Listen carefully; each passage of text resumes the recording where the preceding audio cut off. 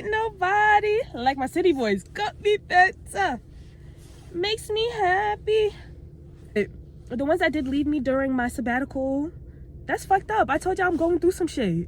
Y'all don't go through shit either? Like, the hell? Hey, city boys! Did y'all think I could be going for too long?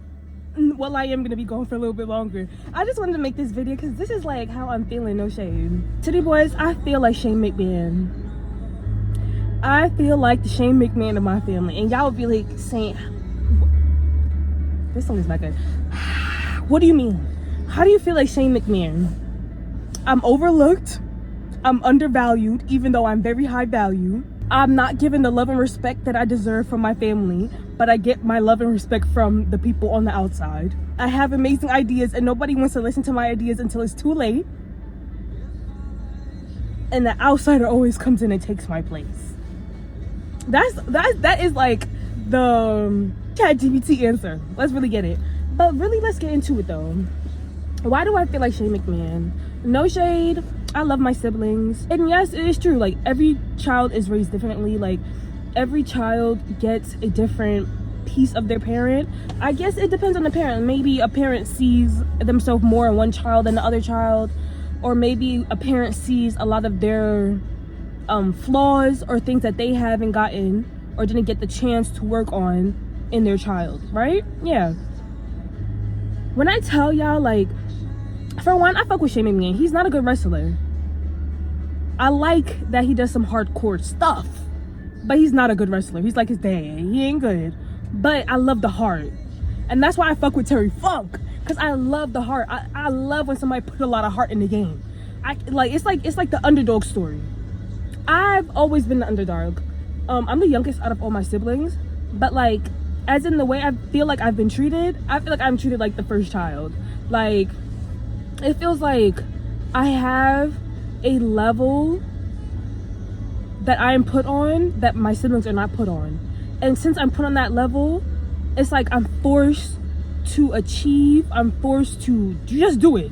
Get it done some way, shape, or form when the rest of my siblings are able to have fun. That's how I feel. City boys, it's me, Saint, and I'm back again for another video. Guys, please do not mind how I look. Like I said in past videos, I look how I feel.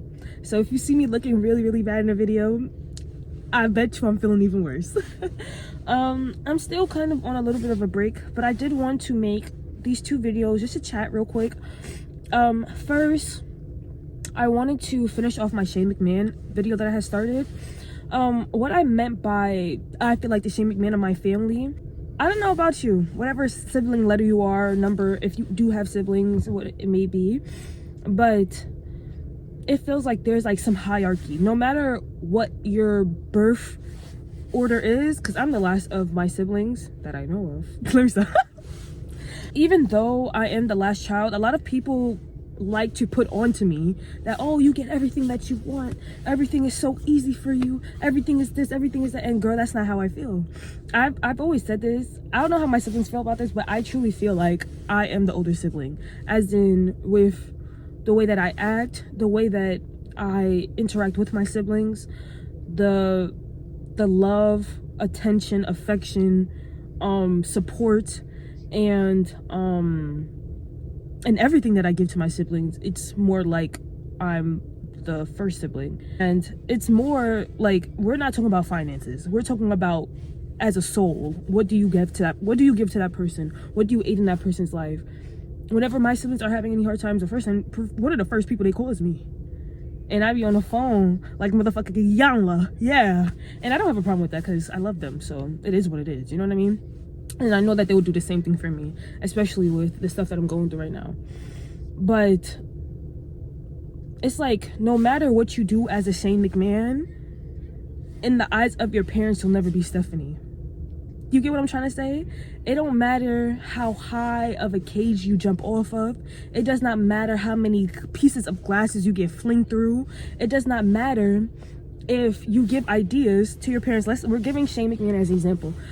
Ideas to your father to buy part of the UFC because you can see, you're a visionary. So you can already see how far everything is going to go, but nobody else sees it. And it's like you get punished for seeing things in the future, for having foresight. So that's how I feel.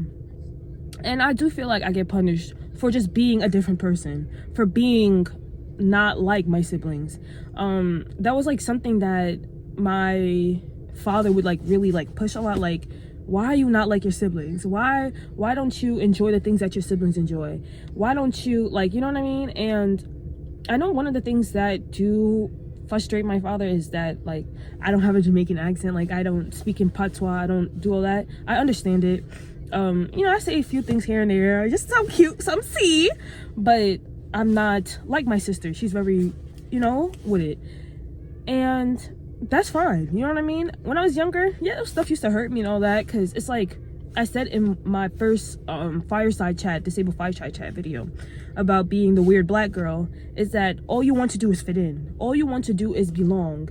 And one of the main groups of people you want to belong to is your family, because you come from your family. I'm half my parents. Well, not half my parents. My parents create me.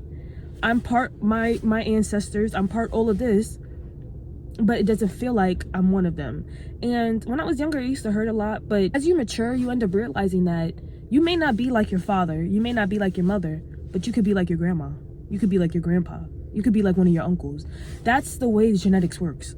So when I was younger, I used to like argue, like, yeah, you know, I may not be like my siblings, but you know, I'm great, I'm worthy, I have all these things I possess, I'm very intelligent, I have this, I'm artistic, I have, you know what I mean?